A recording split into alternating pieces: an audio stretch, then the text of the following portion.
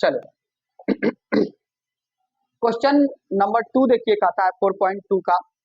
इससे पहले गुणनखंड विधि से सॉल्व कर लिए थे। 4.2 का देखिए क्वेश्चन नंबर कहता है क्या कि उदाहरण 1 में दी गई समस्याओं को हल कीजिए। उदाहरण 1 निकाल लीजिए बुक का। एग्जाम्पल 1 में देखिए क्या है, उदाहरण 1 लाइए, बुक लाइए, सभी एग्जाम्पल 1 निकाल लीजिए। यही द्विघात समीकरण में जो एग्जाम्पल 1 होगा, आप आ जाओ उधर, पेज नंबर आ जाइए यहाँ पर आप लोग, पेज नंबर 79 में आ जाइए। पता है कि शुरू में कितने कंचे थे। ओके, ये हमारे पास क्वेश्चन दिया हुआ है, कंडीशन पढ़ना है और समझना है। कहता है क्या कि जॉन और जीवंती दो नाम का क्या है यहाँ पर। अब जीवंती फीमेल होगी, जॉन मेल होगा, है ना। एक लड़का एक लड़की थी, जॉन और जीवंती, दोनों के पास मिलाकर टोटल कितने कंचे हैं? 45 कंचे हैं। कितने कंचे हैं? 45। यानी जॉन भाई साहब के पास कितना है पता नहीं है, और जीवंती दीदी के पास कितना है पता नहीं है, लेकिन दोनों को जोड़ करके कितना है इसके पास कंचे, तो 45 कंचे हैं। कितने कंचे हैं? 45 कंचे। गुड मॉर्निंग, आ जाइए। ठीक है, कितने कंचे हैं? 45 कंचे। अब कहता है कि दोनों 5-5 कंचे खो देते हैं, यानी दोनों के 5-5 कंचे खो गए, तो प्रारंभ में और उनके कंचों का गुणनफल कितना है? 124 है। तो प्रारंभ में कितने कंचे थे? तो देखो बाबू, एक बात तो पता चला है कि दोनों व्यक्ति के पास टोटल मिलाकर के कितना कंचा है? 45 कंचा है। जैसे समझिएगा, जैसे जरा समझिएगा ध्यान से, है ना। जॉन और जीवंती को मिला करके कितना कंचा है? 45 कंचा है। अच्छा एक बात बताइए, अगर हम मान लेंगे कि जॉन के पास कितना कंचा है, अगर हम मान लेंगे कि जॉन के पास अगर 20 कंचा होगा, तो बाबू जीवंती के पास कितना होना चाहिए? तब इस हिसाब से कितना होना चाहिए? 25 होना चाहिए। अगर एक का डेटा अगर मालूम हो गया तो दूसरा का डेटा अपने आप मिल जाता है, हाँ या ना। तो हम आराम से हम ये बात कह सकते हैं, तो किसी एक का डेटा को x मान लो, तो हम यहाँ पर मान लेते हैं सॉल्यूशन में, है ना, मान लेते हैं, माना कि जॉन के पास, है ना, जॉन के पास कंचों की संख्या बराबर, जॉन के पास कंचों की संख्या बराबर, मान लिए इसके पास कितना कंचा था? तो x कंचा था। तो एक बात बताइए, अब जीवंती के पास कितना कंचा हो जाएगा? तो देखो जीवंती कैसे निकलेगा, जरा ध्यान से समझो। तो जीवंती के पास कंचों की संख्या बराबर, तो जीवंती के पास कंचों की संख्या, देखिए दोनों को जोड़ने पर 45 कंचा था, दोनों को जोड़ करके, एगो को x है तो दूसरा वाले को 45 में से घटा दीजिए, काम बन जाएगा। तो इसको क्या करेंगे, टोटल में से जितना जॉन के पास उसको घटा दो, तो बाकी जो रेस्ट बचेगा वो जीवंती के ही पास होगा कंचा। किसी को कोई दिक्कत? ये कैसे माने हैं? देखो एक चर वाला था, ही नहीं कि दो नाम था तो एगो को x मान लेना, एगो को y मान लेना, गड़बड़ हो जाएगा। क्यों मानेंगे? इसमें कंडीशन है दो गो, एक्स वाई क्यों मानेगी? एक्स वाई वाला सम क्वेश्चन ही नहीं है यहाँ पर। समझ में आ गया? ये चूंकि कहता था कि बाबू देखो समझो, यहाँ पर जॉन और जीवंती दो नाम का व्यक्ति था, जॉन और जीवंती, और दोनों को जोड़ करके 45 कंचा था। जॉन दोनों के पास मिला करके कितना कंचा? 45 कंचा। अगर हम जॉन के पास मान लिए कि इसके पास x कंचा था, तो जीवंती के पास तो बाबू देखो, जॉन को अगर हम टोटल में से घटा देंगे तो जो रेस्ट बचेगा वो जीवंती का ही ना बचेगा। तो वही ना किए हैं, जॉन के पास मान लिया x, अब बाकी जीवंती के पास तो टोटल में से जॉन का घटा देंगे, तो बाकी जो बचेगा वो जीवंती का होगा। किसी को कोई दिक्कत? अब प्रश्न कहता है, फिर चलिए प्रश्न से। प्रश्न कहता है कि दोनों 5-5 कंचा खो देता है, यानी हरा गया उन सबसे, 5-5 कंचा क्या हो गया? खो गया। तो एक बात बताइए, अभी उसके पास है x कंचा, इसके पास है 45 माइनस x कंचा, अब 5-5 कंचा खो देगा तो बाबू तो 5-5 कंचा घटना चाहिए, हाँ या ना। तो 5-5 कंचा घटाएंगे ना, तो हम लिखेंगे यहाँ पर 5-5 कंचा खोने के बाद, तो बाबू 5-5 कंचा खो दिया, तो खोने के बाद तो इसके पास तो कितना बचा होगा? तो जॉन के पास कितना बचा, लिखेंगे जॉन के पास बचा कंचा बराबर, तो जॉन के पास बचा कंचा बराबर, तो जॉन के पास कितना बचा होगा? तो अभी था उसके पास x के जगह पे कुछ भी अंक हो सकता है बाबू, तुम्हारा 10 गो भी हो सकता है, 15 गो भी हो सकता है, 20 गो भी हो सकता है, आई डोंट नो कितना हो सकता है वो अभी पता नहीं है, लेकिन जितना भी होगा तो 5 कंचा हरा गया है, यानी खो गया है ना। हम लोग अपना भाषा में हरा जाना बोलते हैं, समझ में आ गया ना, खो जाना। तो खो गया तो 5 घटेगा। तो अभी है x कंचा, तब बाबू 5 कंचा खो दिया है, तब x माइनस 5 कंचा यानी 5 को घटा दिए, तो जीवंती भी तो खोई है 5 कंचा, तब जीवंती के भी पास 5 घटना चाहिए। तो जीवंती के पास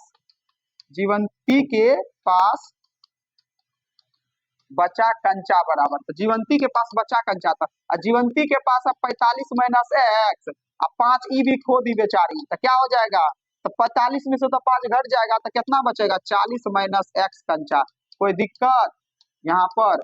चलिए अब कंडीशन कहता है बाबू, क्या कहता है कि जब 5-5 कंचा ये दोनों भाई साहब और ये दोनों दीदी खो दी है, तो अब कितना बचा है इनके पास, तो अब कहा है कि अब उनके पास कंचों की संख्या का गुणनफल, यानी गुणनफल का मतलब क्या, गुना कितना है 124 है, तो यानी 5-5 कंचा खोने के बाद, तो 5-5 कंचा खोने के बाद इसके पास कितना बचा है जोन भाई साहब के पास, तो कहिएगा सर जोन भाई साहब के पास बचा है x माइनस 5 कंचा, ठीक है, और इसके पास कितना बचा है, तो कहिएगा सर 40 माइनस एक्स कंचा, और कहा है कि इन दोनों का गुणनफल, गुणनफल का माने क्या होता है बाबू, तो गुना होता है, तो यानी गुना कर दीजिए इन दोनों का गुणनफल कितना है, तो कहता है 124 है, तो 124 लिख दिए। किसी को कोई दिक्कत? अब आराम से आपको पता है, गुना करिए तो x को 40 से करिएगा तो कितना हो जाएगा 40x, फिर माइनस x को x से करिएगा तो माइनस एक्स स्क्वायर, फिर माइनस 5 को 40 से करिएगा तो कितना हो जाएगा, तब 20 यानी 200, फिर माइनस माइनस प्लस, अब 5 को x से करिएगा तो कितना होगा 5x, इधर 124 का 24 रहेगा। सॉल्यूशन करने तो आता ही है। चलिए अब देखिए बाबू 40x और 5x ये दोनों जुट जाएगा, तो क्या लिख देंगे हम 45x लिख सकते हैं ना। फिर देखिए एक्स स्क्वायर किसी के साथ कैलकुलेशन नहीं होगा, तो इसको रहने देते हैं। अब देखिए बाबू 200 का पार्टी उधर है, तो उसको उधर भेज दो, तो उधर जाएगा तो प्लस हो जाएगा ना, देखो माइनस उठ के उधर जाएगा तो प्लस हो जाएगा, तो 200 में 124 जोड़ दीजिएगा तो कितना हो जाएगा, तो कहिएगा सर इधर 324 है ना हो गया। अब देखिए पहले आपको पता है गुणनखंड बनाने के लिए एक्स स्क्वायर वाले को पहले लिखना होगा, तो पहले इसको लिख दो, तो माइनस एक्स स्क्वायर को पहले लिखो, फिर 45x को बीच में लिखो, फिर अब देखो इसको भी इधर बुला लो, क्योंकि इधर बुलाओगे तभी ना हम इसका गुणनखंड करेंगे, तो इधर आया तो माइनस क्या हो जाएगा 324, इधर कुछ नहीं बचा तो 0।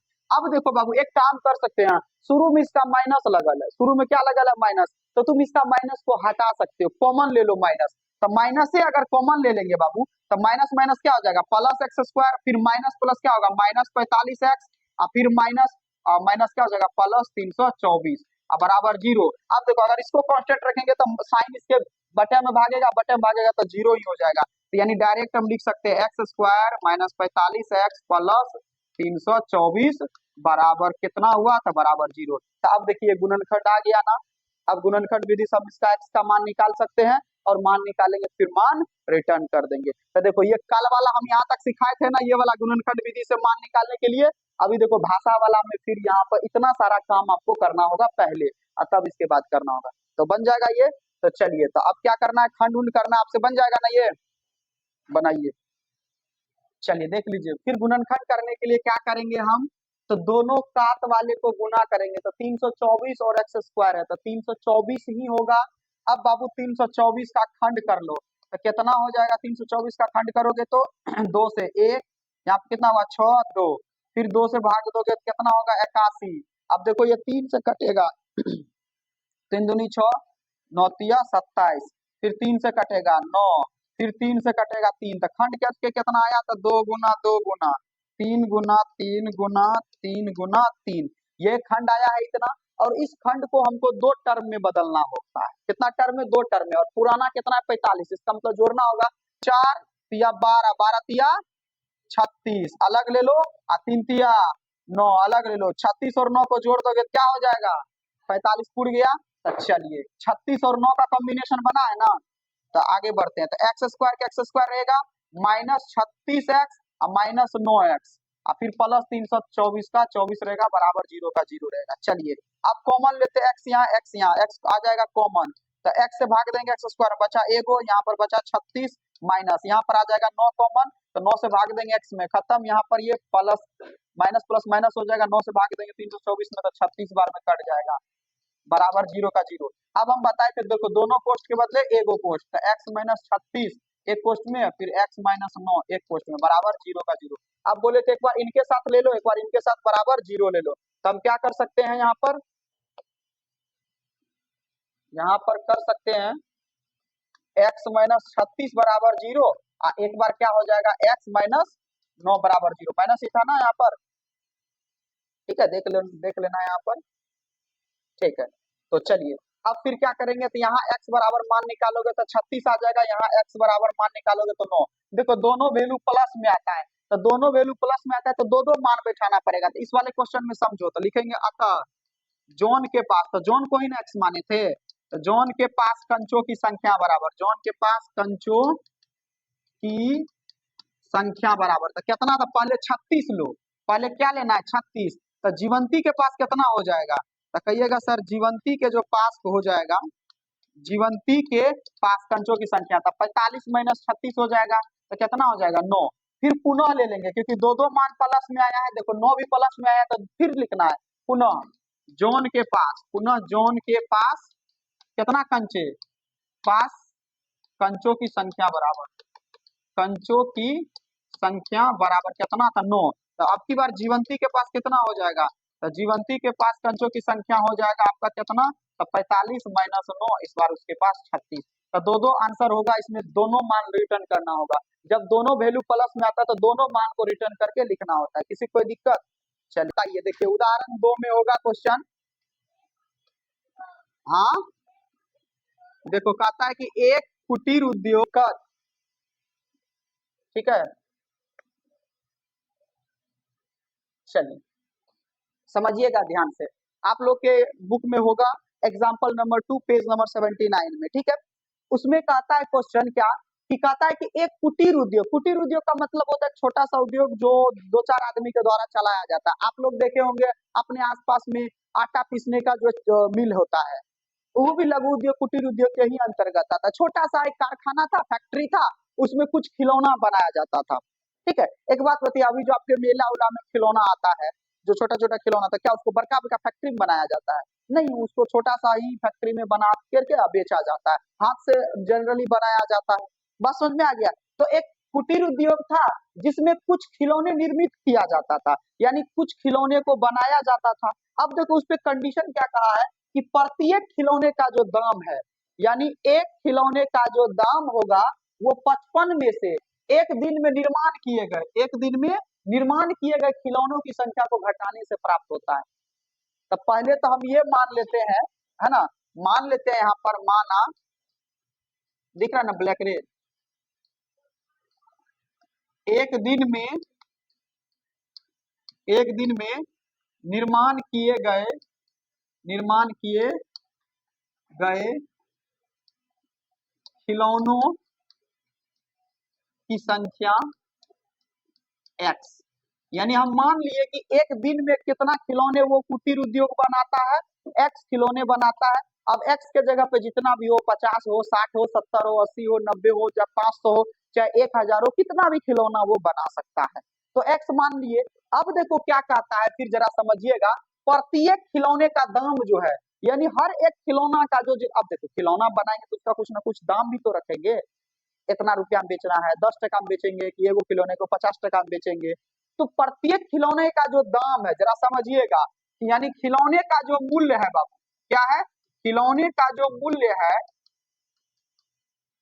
उसके बारे में क्या कहा है, खिलौने का जो मूल्य है, कहता है कि 55 में से, क्या कहता है, 55 में से एक दिन में निर्माण किए गए खिलौने, तो एक दिन में निर्माण क्या किए हैं, एक्स किए हैं, तो एक खिलौना का जो दाम है 55 में से एक दिन में जो निर्माण किए गए खिलौने की संख्या को घटा देते हैं तो आता है, तो 55 में से एक दिन में निर्माण कितना किए हैं, तो एक्स खिलौने, तो यही उसका एगो खिलौने का क्या हो गया बाबू, दाम हो गया। एगो खिलौने का क्या हो गया, दाम, यानी एक खिलौने का मूल्य 55 में से निर्माण किए गए खिलौने की संख्या को घटाने से प्राप्त होता है। बस यही कंडीशन कह रहा था। अब फिर बाद में कहता है, बाद में क्या कहता है बाबू, कि किसी एक दिन कुल निर्माण लागत कितना था, तो 750 रुपया था, कुल निर्माण लागत कितना था 750, यानी किसी दिन फैक्ट्री में खिलौना बनाए और खर्चा हमको कितना पड़ा, तो कहिएगा सर 750 रुपया पड़ा। तो एक बात बताओ, है ना, एक बात बताओ बाबू, खर्चा कब पड़ेगा,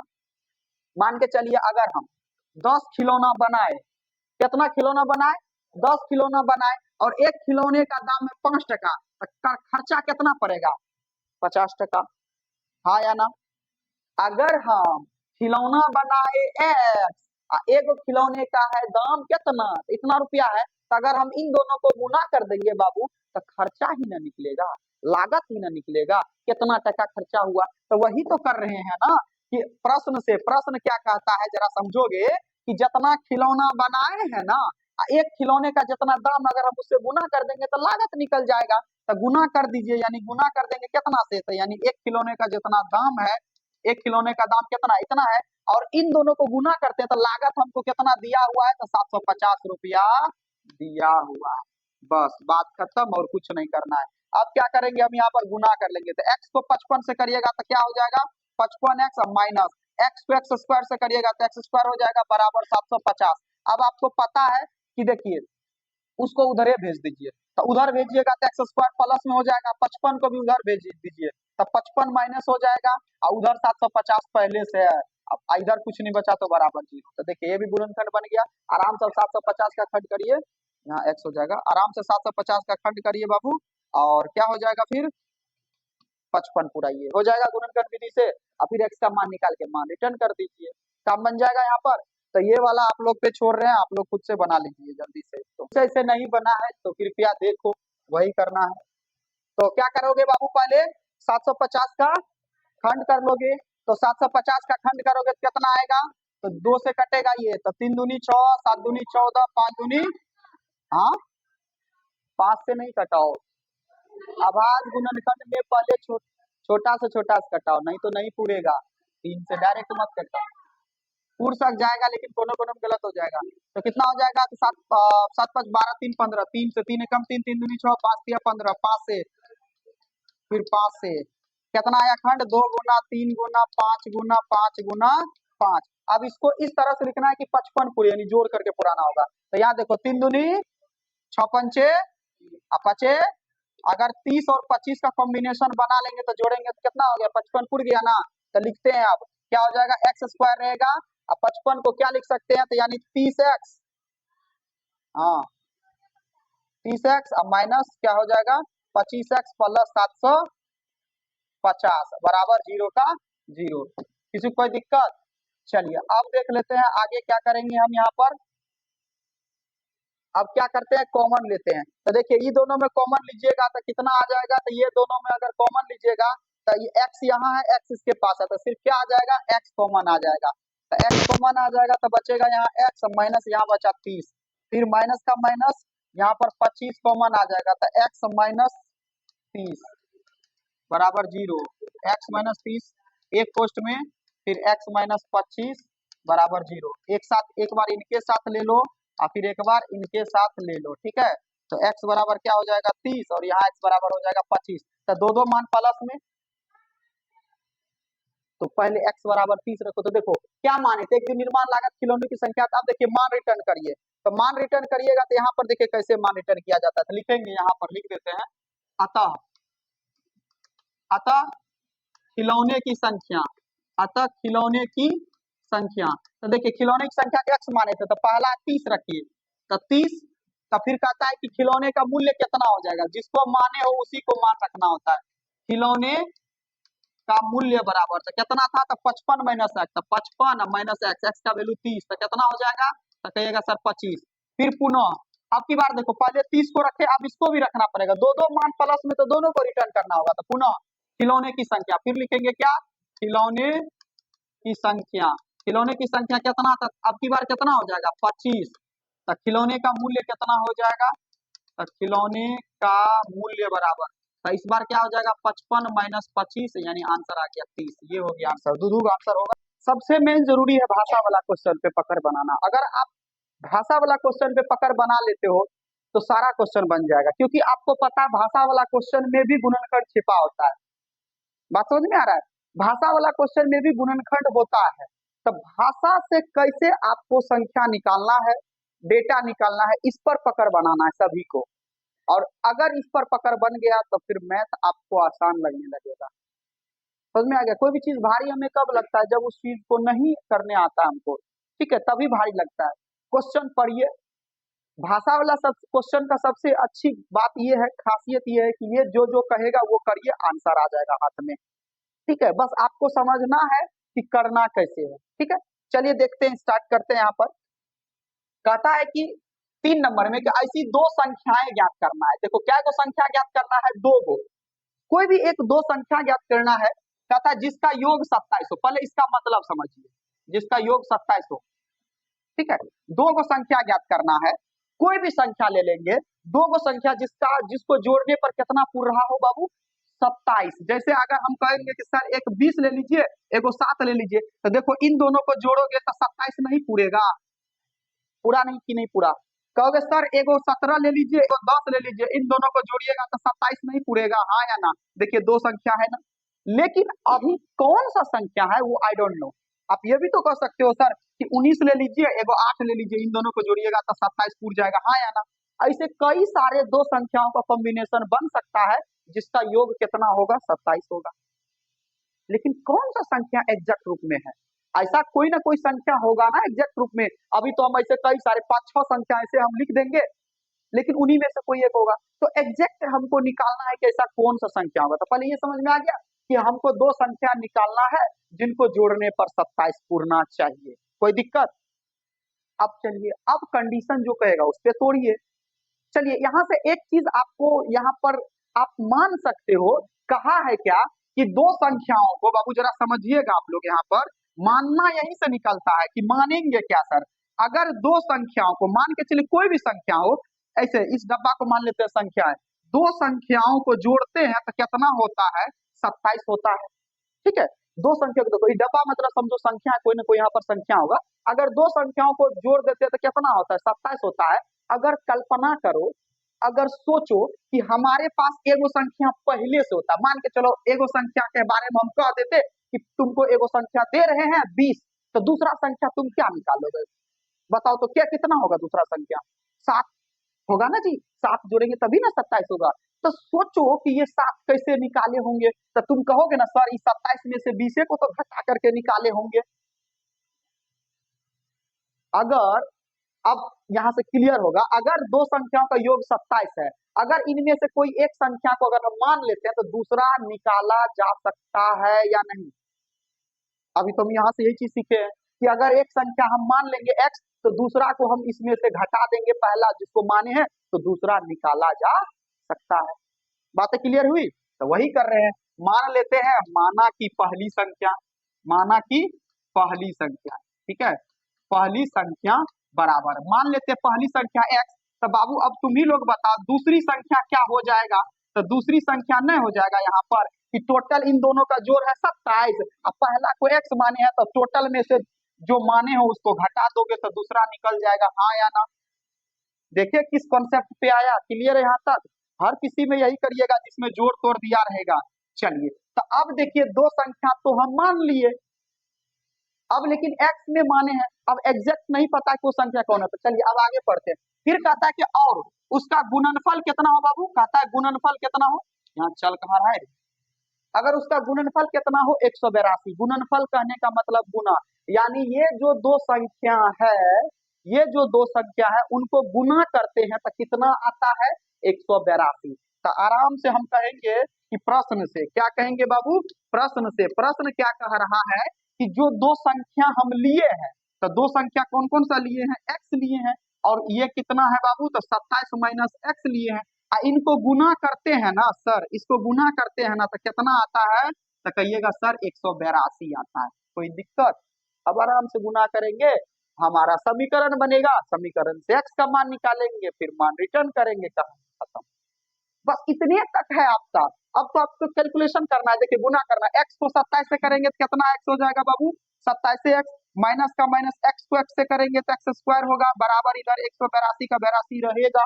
अब आपको पता है सबको उधर भेज दीजिए, एक्स स्क्वायर को उधर भेजिएगा तो देखिए माइनस गया उधर तो क्या होगा, प्लस 27, ठीक है, एक्स स्क्वायर उधर गया तो प्लस में, अब देखो प्लस उधर गया तो क्या हो जाएगा, तो 27x माइनस ये प्लस में उधर गया तो क्या हो जाएगा, माइनस 27x। अब देखो बाबू सबको उस साइड भेज रहे हैं, तो उस साइड 182 पहले से है तो प्लस 182। अब एक बात बताओ, इधर का तो सब कुछ भेजिए दिए हैं उधर, तो इधर क्या बचेगा, इधर क्या बचेगा, तो जीरो।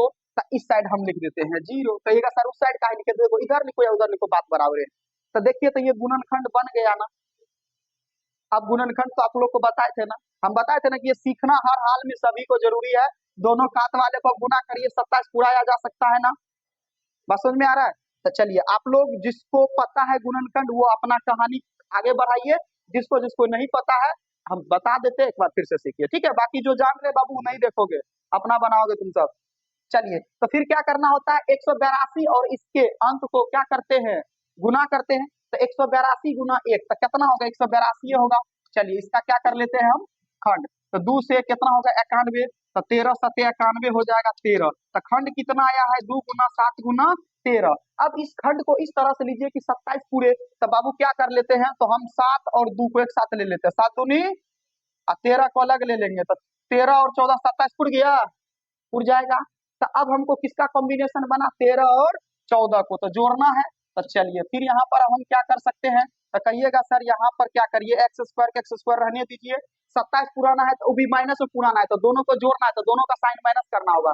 तो -14x और -13x, तो देखिए तो माइनस माइनस प्लस और 14 और 13 मिलके 27, साइन बराबर ला कर सब कुछ पुर गया।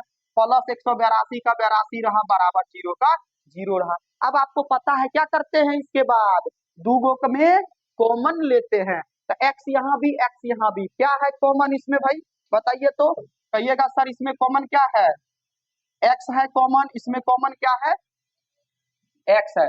तो चलिए x कॉमन, ऊपर में चल कहाँ रहा है, ऊपर गड़बड़ा गया क्या, x कॉमन है। अब देखिए x ही कॉमन है क्योंकि 14 यहाँ है 14 नहीं है यहाँ, तो x कॉमन है। अब जो कुछ कॉमन लेते हैं भाग देंगे, तो देखो x से भाग देंगे x स्क्वायर में, तो 2 को है, एगो कट गया, बचा कितना, एगो माइनस का माइनस। फिर x से भाग देंगे x वाला में, x खत्म, बचेगा क्या, सिर्फ 14।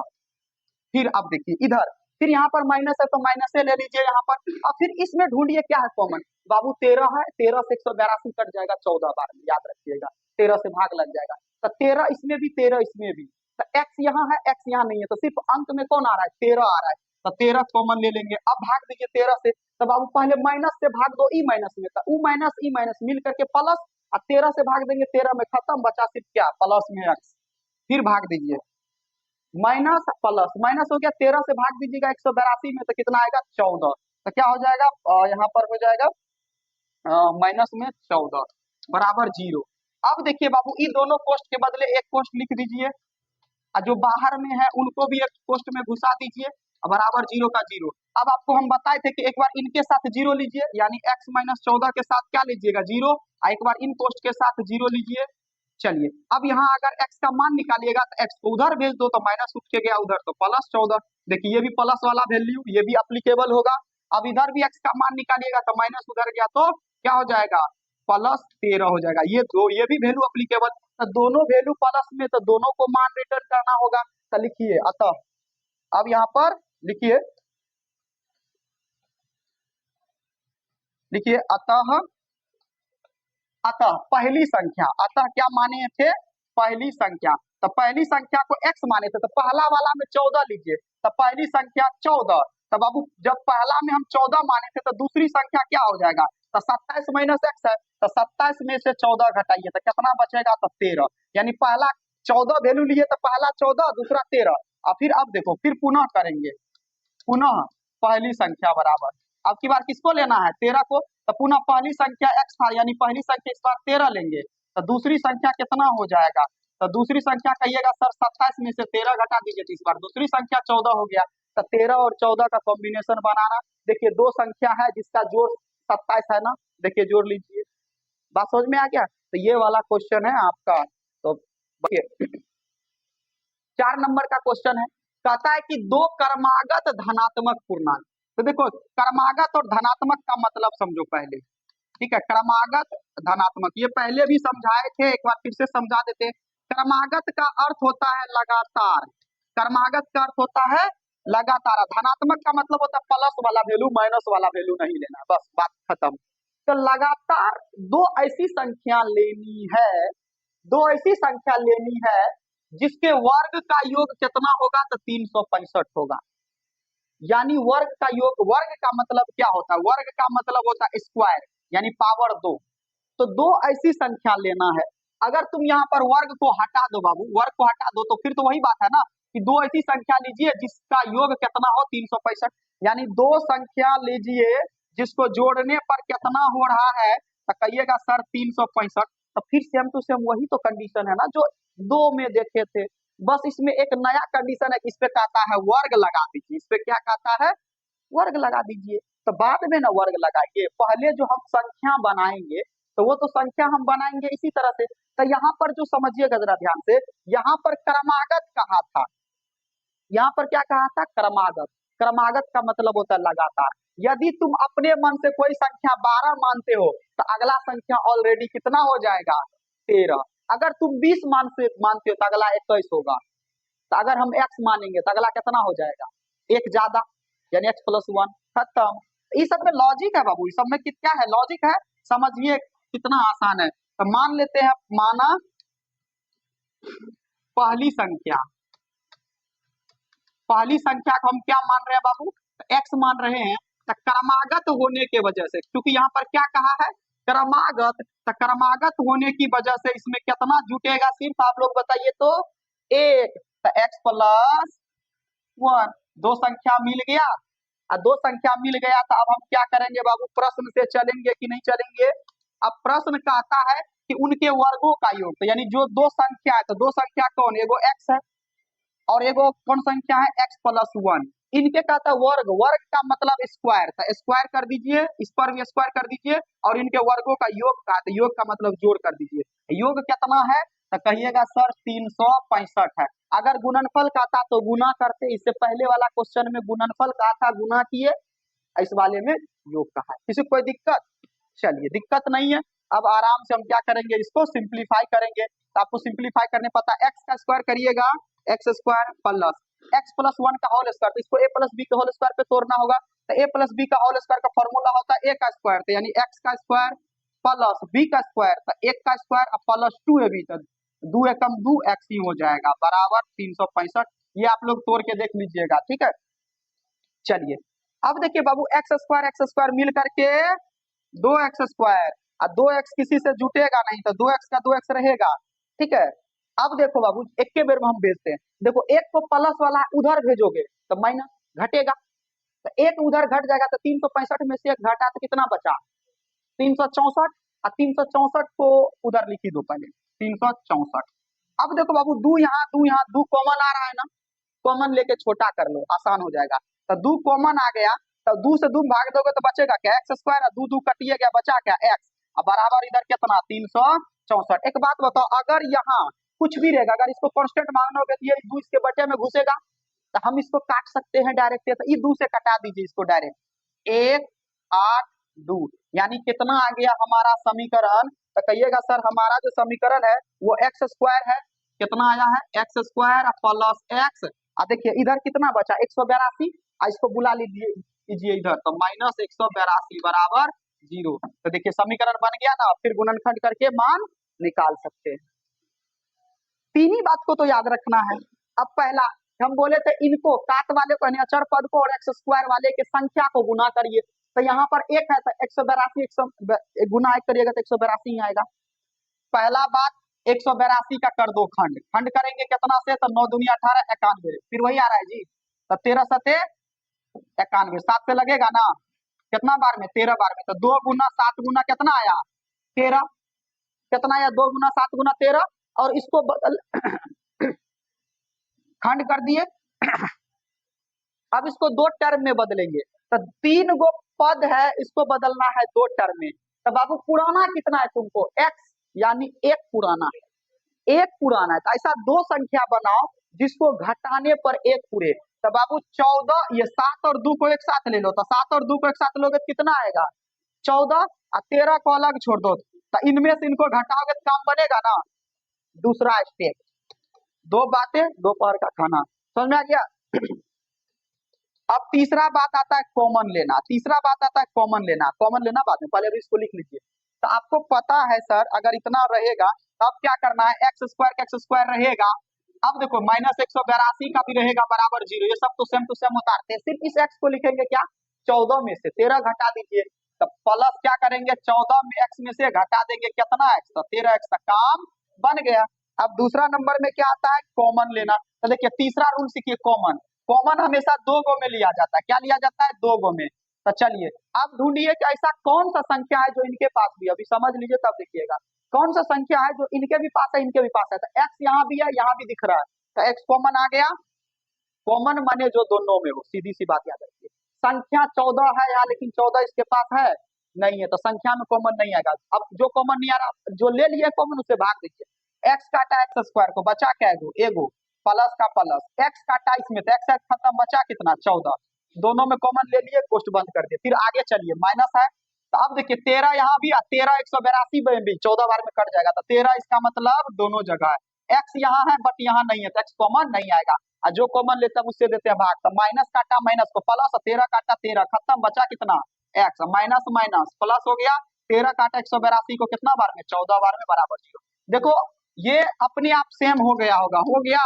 तो इस सेम के बदले एक कोष्ट, और जो अलग में उनको भी था, अलग में कौन है, बाहर में था, ये एक्स है और माइनस 13 है, बराबर 0। अब बोले थे कि एक बार इन कोष्ट के साथ 0 ले लो, तो इन कोष्ट में क्या है, एक्स प्लस 14 है, तो बराबर 0। एक बार इस कोष्ट के साथ 0 ले लो। चलिए तो यहाँ पर x का मान निकालोगे बाबू, तो प्लस उधर गया तो क्या हो जाएगा, माइनस। माइनस वाला अप्लीकेबल नहीं होता है, माइनस वाला संख्या नहीं लेंगे। चलिए अब यहाँ x का मान निकालेंगे तो क्या हो जाएगा, वो उधर गया तो प्लस 13, क्या हो जाएगा प्लस 13। तो देखो यहाँ पर प्लस वाला वैल्यू अप्लीकेबल होता है। तो अब हम यहाँ पर क्या करेंगे, तो अब यहाँ पर मान रिटर्न कर देंगे। यहाँ पर तो मान रिटर्न करेंगे तो क्या लिखना पड़ेगा हमको, तो कहिएगा सर यहाँ पर मान रिटर्न करिएगा, तो लिखिए अब अतः x बराबर कितना आया, तो 13। तो x किसको माने थे, तो पहली संख्या को देखिए माने थे ना, तो लिखिए अतः पहली संख्या, कौन सी संख्या, पहली संख्या था, x था ना जी, तो पहली संख्या x था, तो x के जगह पे क्या रखेंगे 13, और दूसरी संख्या कितना हो जाएगा, तो दूसरी संख्या बनाए थे सर x प्लस 1, तो x का वैल्यू कितना 13, 13 प्लस 1 कितना हो गया 14। तो देखिए तो ये दोनों लगातार संख्या है कि नहीं है, और 13 और 14 का स्क्वायर करिएगा तो 365, ये कितना 365 भी आ जाएगा, कर लीजिए बस। ये क्वेश्चन नंबर 5, त्रिभुज इसमें कहा है समकोण त्रिभुज, कौन क्या कहा है बाबू, समकोण त्रिभुज। तो समकोण त्रिभुज ऐसे होता है, ठीक है, याद रखिएगा समकोण त्रिभुज कैसे होता है ऐसे। और यहाँ पर कितना डिग्री का कोण बनता है बाबू, 90 डिग्री का, 90 डिग्री का कोण बनेगा, इसी को कहते हैं समकोण। जब त्रिभुज पढ़ाएंगे लेसन 5 या 6 में त्रिभुज, तो आप पढ़ा देंगे, ठीक है, वहां पर पाइथागोरस थ्योरम को सिद्ध करने के लिए बताएंगे, लेकिन वो अभी नहीं, सबसे लास्ट में जनवरी में बताएंगे, ठीक है। थ्योरम हमेशा हम जनवरी में बताते हैं, ठीक है। 6 लेसन जो है वो थ्योरम का है, थ्योरम हम आपको लास्ट में बताएंगे जनवरी में, तो अभी नहीं बताएंगे थ्योरम, क्योंकि थ्योरम अभी बताएंगे भूल जाइएगा। समझ में आ गया, और पूछेगा गारंटी है 5 नंबर उससे कंफर्म आ जाएगा, तो अभी नहीं बाद में बताएंगे। तो पहले ये समझिए ये कितना डिग्री है यहाँ पर कोण, 90 डिग्री का। तो बाबू इसमें जो देखिए नीचे वाले को आधार कहते हैं। देखिए एक बात बताइए, कोई चीज का आधार किसको कहते हैं, जमीन को। तो नीचे में देखिए कौन है, ये वाला भाई साहब है, तो इस वाले भाई साहब को क्या कहेंगे, आधार। तो याद रखिएगा नीचे वाले का नाम क्या होता है, आधार। देखिए आई ऐसे ऐसी खड़ा है, शीर्ष लंब, तो लंब है ये, क्या है ये, लंब। याद रखिएगा इसको क्या कहते हैं, लंब कहते हैं। ये लंब खड़ा खड़ी जो होगा उसको लंब कहते हैं, लंबा। याद रखिएगा लंब से लंबा। ऐसे ट्रिक वगैरह सब ज्यादा रखना नहीं है, यादें रखो कि लंब होता है, आधार होता है। आई वाला भाई साहब जो देखो, ये वाला जैसे सीढ़ी की तरह है ना, इसे कर्ण है, ये क्या है, इसको कहते हैं कर्ण। तो 3 बातें याद रखिएगा त्रिभुज समकोण में, कर्ण, लंब और आधार, कर्ण, लंब और आधार। और एक बात और, ये वाला जो भुजा होता है ना बाबू, कर्ण जो होता है ना, ये दोनों से बड़ा होता है, और ये दोनों को जोड़ करके उसका स्क्वायर करते हैं तो कर्ण आता है। ये कर्ण, ये वाला लंबा लंबे वाला, ठीक है। कर्ण बराबर जो फॉर्मूला होता है, यहाँ हम लिख देते हैं, ऊपर में चल ही नहीं रहा है, पता नहीं क्या दिक्कत है। देखो कर्ण बराबर जो फॉर्मूला होता है, यानी ये वाला जो भुजा निकालने का फॉर्मूला होता है, लंब का स्क्वायर, किसका स्क्वायर, लंब का, लंब का स्क्वायर जोड़ आधार का स्क्वायर, क्या होता है, आधार का स्क्वायर, यानी कर्ल का स्क्वायर बराबर जो फॉर्मूला होता है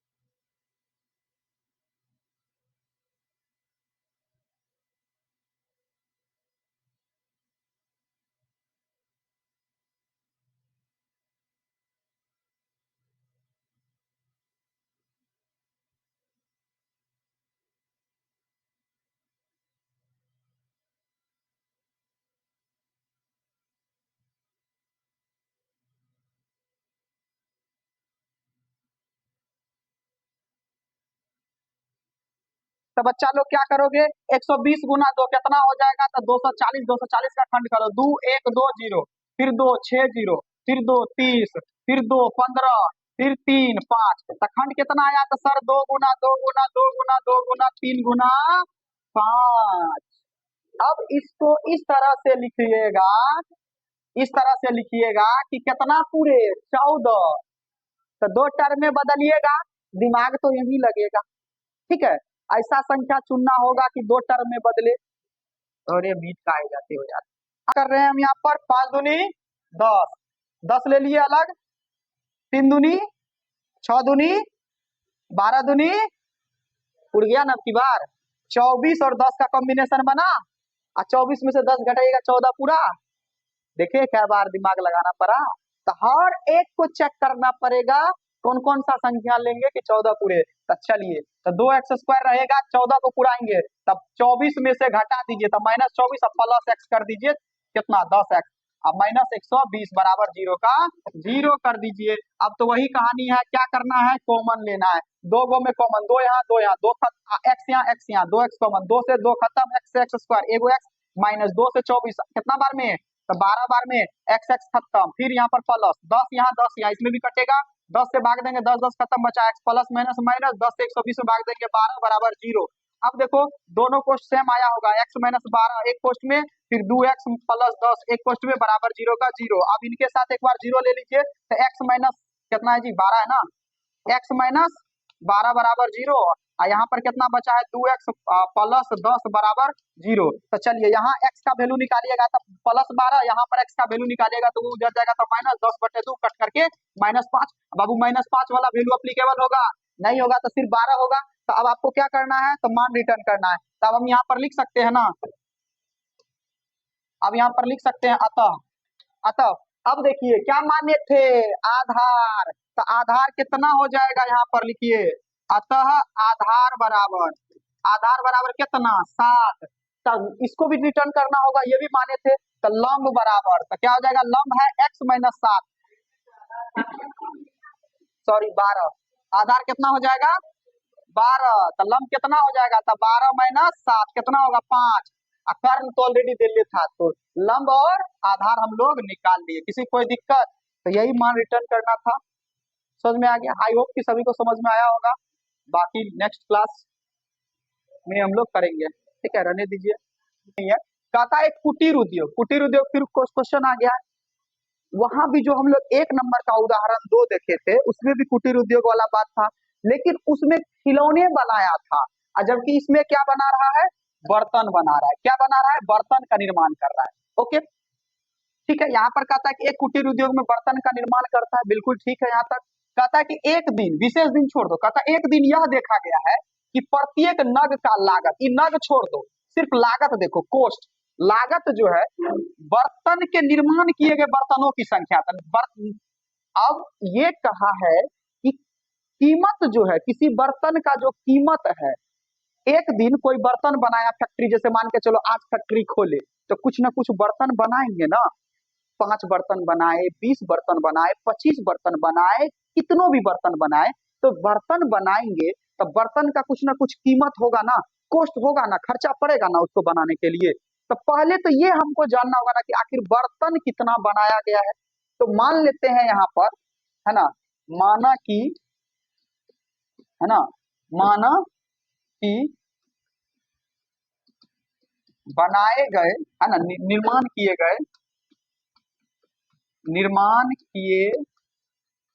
गए बर्तनों की संख्या, निर्माण किए गए बर्तनों की संख्या बराबर, तो मान लिए कि उस दिन बर्तन कितना निर्माण किया गया, x को बर्तन निर्माण किया गया। अब x कहो या बाबू, या फिर यहाँ पर देखो x के जगह पे कोई भी संख्या आ सकता है, जैसे मान के चलिए 20 बर्तन निर्माण किए, 25 बर्तन निर्माण किए, या 40 बर्तन बनाए, आई डोंट नो, जितना भी हो, x मान लिए। अब एक बात बताइए, इस बर्तन का तो कुछ ना कुछ कीमत भी रहा होगा ना, एक बर्तन बनाए तो फ्री में थोड़ी ना बन जाता है, बर्तन बनाए तो उसमें कुछ ना कुछ कीमत पड़ा होगा। तो उस कीमत के बारे में क्या कहा है, उस कीमत के बारे में कहा है कि देखो, कहता है कि निर्माण लागत, यानी लागत जो है उस दिन निर्माण किए गए बर्तनों की संख्या का दुगुने से कितना अधिक है, 3 है। तो यानी लागत के बारे में क्या कह रहा है बाबू, तो नग कहा है, नग का लागत, तो नग लिख दीजिए, नग का लागत के बारे में क्या कहा है? लागत का मतलब क्या होता है बाबू? कोस्ट। लागत का मतलब क्या होता है? कोस्ट। कीमत के बारे में क्या कहा है? कि जितना बर्तन बनाए हैं ना, जितना बर्तन बनाए हैं उसके दुगुने से। तो जितना बर्तन बनाए हैं, तो बर्तन बनाए हैं एक्स, बर्तन बनाए हैं एक्स, कहता इसका दुगुना से, कहा है ना दुगुना से, तीन अधिक है तो तीन को जोड़ दीजिए, अधिक का, तो अब इसको सॉल्व कीजिए। तो 2 गुना एक्स कितना होगा? 2x+3। तो कीमत कितना हो गया बाबू? तो 2x+3 रुपया। कीमत को रुपया में दिखाएंगे। चलिए, अब कहता है कि यदि उस दिन निर्माण की कुल लागत, लागत कितना है बाबू? तो 90 रुपया है। तो एक बात बताइए, अब प्रश्न से चलेंगे। देखिए प्रश्न क्या कहता है, जरा आप ही लोग बताइए। लागत जो है, अब बर्तन बनाए हैं एक्स, एक बर्तन का दाम पड़ रहा है इतना, ठीक है, एक बर्तन का दाम पड़ रहा है इतना, तो मान के चलिए 15 को बर्तन बनाएंगे तो लागत से गुना करना होगा ना। जैसे एक एक कलम का कीमत 10 रुपया, तो आप ही बताइए 15 कलम का कीमत कितना होगा? तो 150 रुपया। 15 नहीं 150, गुना करिएगा ना। तो ठीक उसी तरह से बर्तन इतना बना रहे हैं, एक बर्तन का कीमत इतना है, तो अब 20 तो बना है कि 25 तो बना है, तो लागत निकाल लेंगे। तो अतः प्रश्न से क्या हो जाएगा? प्रश्न से कहा है कि लागत बराबर, तो बर्तन जितना बनाए हैं, बर्तन जितना बनाए हैं और उसको लागत से गुना करेंगे, क्योंकि कहा है ना कि लागत कितना रुपया है? 90 रुपया। तो बर्तन बनाए हैं एक्स और एक बर्तन का कीमत कितना है? तो कहिएगा सर 2x+3 है, और इन दोनों को जब गुना करते हैं तो क्या निकलता है? खर्च निकलता है, तो 90 रुपया। कोई दिक्कत? अब आराम से इसको क्या करिए? सॉल्व करिए। एक्स को इससे गुना करेंगे तो देखो एक्स, तो एक्स एक्स से गुना होगा तो 2 रहेगा, तो 2x² हो जाएगा। प्लस का प्लस 3 गुना एक्स, 3x हो जाएगा। और 90 भाई साहब को इधर ले आइए, तो -90 बराबर 0 का 0। अब देखिए फिर ये गुणनखंड बन गया ना। अब यहाँ से सॉल्व करके एक्स का मान निकाला जा सकता है। तो आप लोग सॉल्व करिए, हम तो यहाँ पर सॉल्व कर देते हैं क्योंकि लास्ट क्वेश्चन है। तो देखिए फिर क्या करेंगे, इन दोनों साथ वाले को क्या करते हैं? गुना करते हैं। जिसको नहीं समझ में आया समझो। तो इन दोनों को साथ वाले को गुना करेंगे तो 90 गुना 2 कितना हो जाएगा? तो कहिएगा सर 180 ना हो जाएगा। 180 का खंड कर लीजिए तो 90 होगा, और फिर 2 से 45 जाएगा, और फिर 3 से 15 जाएगा, तो फिर 3 से 5 जाएगा। तो कितना आया सर? 2 गुना 2 गुना 3 गुना 3 और गुना 5 लिख दीजिए। इतना लिख दिए। और पुराना कितना है भाई? 3 पुराना है। कितना पुराना है? 3। पहले समझ लीजिए जिसको नहीं समझ में आया है। 3 पुराना है। अब देखिए ऐसा कौन सा 2 टर्म में बदलेंगे कि 3 पूरे? था ऑफिशियली सी बात है कि बाबू छोटा अंक है तो घटाना होगा। तो चलिए, 2 दूनी 4, 4 तिया 12, एक साथ ही तीनों को ले लेते हैं, और 5 तिया 15 अलग ले लेते हैं। 15 में से 12 घटाइएगा तो काम बन न जाएगा। तो अब घटा दीजिए, तो 2x² रहेगा बाबू। कितना रहेगा? 2x² रहेगा। अब घटाना है, साइन पुराना है बड़ा वाला का, तो ये प्लस वाला का, तो बड़ा वाला को रख दीजिए। तो 15x में से घटा दीजिए कितना? 12x -90 का 90 बराबर 0 का 0। तो अब देखिए, अब आपको क्या करना है? आपको पता ही है क्या करेंगे हम यहाँ पर? कॉमन लेंगे। क्या लेंगे यहाँ पर? कॉमन लेना है। तो कॉमन 2 गो में, एक बात बताइए, 2 यहाँ है 15 यहाँ है, तो क्या 2 15 में है? कहिएगा सर नहीं है। तो नहीं है तो संख्या कॉमन नहीं आएगा, एक्स कॉमन आएगा। तो एक्स से भाग देंगे तो x² कटेगा, 2 का 2 रहेगा 2x प्लस। अब देखिए एक्स एक्स खत्म, बचा सिर्फ 15। फिर यहाँ पर माइनस है, 12 कॉमन आ जाए, क्योंकि 12 यहाँ भी 12 यहाँ पर देखिए तो ना कॉमन है ना। हाँ, काहे हम इसी साइड रखेंगे तो कोई दिक्कत नहीं है, इसी साइड रखेंगे, काहे ना आंसर आएगा। अब देखिए 12 के टेबल में तो 90 है नहीं बाबू। अब किससे कटाओगे जी? तो ऐसा करिए, है ना, 3 से भी नहीं कटेगा बाबू, और 6 से कटा सकते हैं ना। हाँ, 6 से कटा लो। हाँ, 6 से कट जाएगा। तो 6 यहाँ भी है, 6 यहाँ भी है, तो 6 कॉमन आ जाएगा। तो 6 से 12 गया, 2 बार में एक्स का एक्स रहेगा, माइनस माइनस प्लस हो जाएगा। 6 से, है ना, 15 छाके 90 बराबर का 0। देखो तो दोनों पोस्ट सेम नहीं आया है, काहे नहीं आएगा? मेरा मन है किधरो रख दे, उधर रखने से कोई फर्क नहीं पड़ता है। समझ में आ गया? चलिए, तो अब क्या करेंगे, इन दोनों पोस्ट के बदले एक पोस्ट डाल देंगे। अब फिर देखिए जो बाहर में है उनको भी ले लीजिए, x-6 बराबर 0। तो आप बताए थे कि एक बार इन पोस्ट के साथ 0 ले लीजिए, और एक बार इनके साथ 0 ले लीजिए। चलिए, यहाँ x का मान निकालिएगा तब आपको 15 जाएगा उधर, तो -15, 2 इसके नीचे में, तो 2 माइनस वाला वैल्यू नॉट अप्लीकेबल। यहाँ x बराबर कितना होगा? 6।